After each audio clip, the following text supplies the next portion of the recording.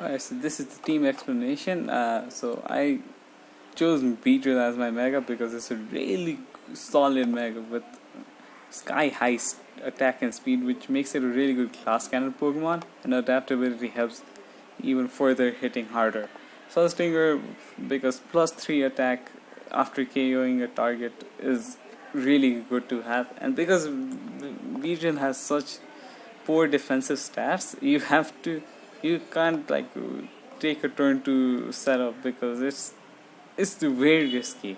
You might live a hit, but then then again it could die because it's very frail, especially if its physical defense is very poor.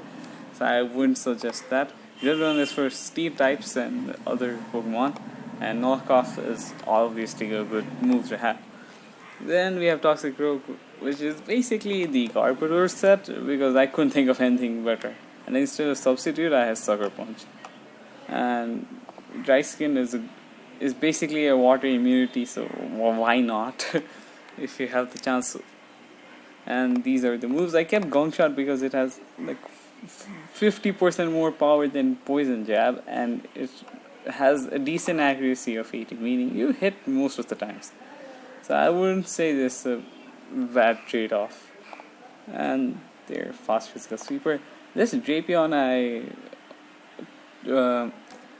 I gave it these types of stats because Drapion needs the attack stat, and it requires enough speed that after 1 agility it outspeeds basically everything.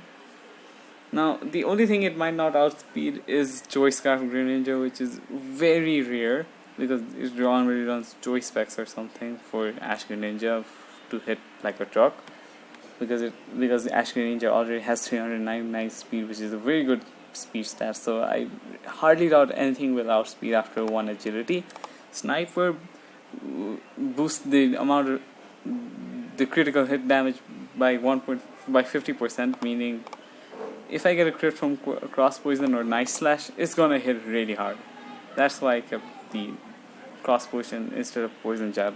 Earthquake is for Steel types, and agility, you get the point. Then comes Salazzle, arguably one of the best poison types in the game.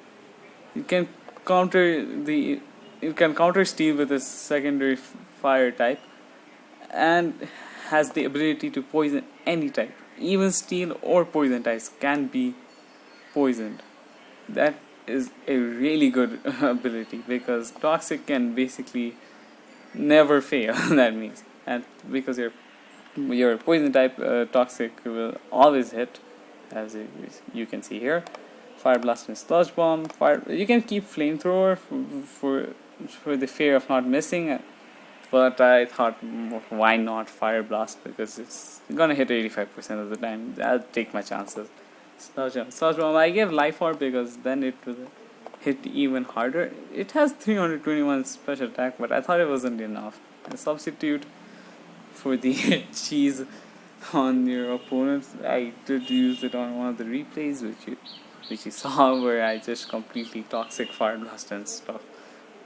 Then my taunt user Crobat with Black Sludge, because even if it somehow gets tricked, then it does not matter.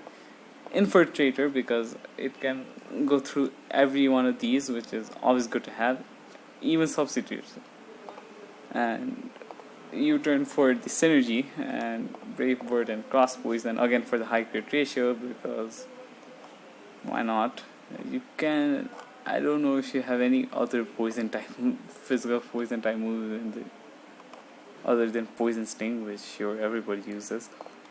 And Gengar. Now you might have seen a lot more Toxapex, but honestly Toxapex was my idea, but it really sucks in a mono poison type team because your whole team shares the same weaknesses, so switching out into other things might actually be just a stupid decision. So I kept Gengar, and oh my god, was that the correct decision? It's the perfect check for Mega Alakazam, because if you're full HP, Focus Sash saves you, and then Shadow Ball kills Mega Alakazam in one hit, which is obviously good to have. And even if you do outspeed it somehow, then you can hit it hard.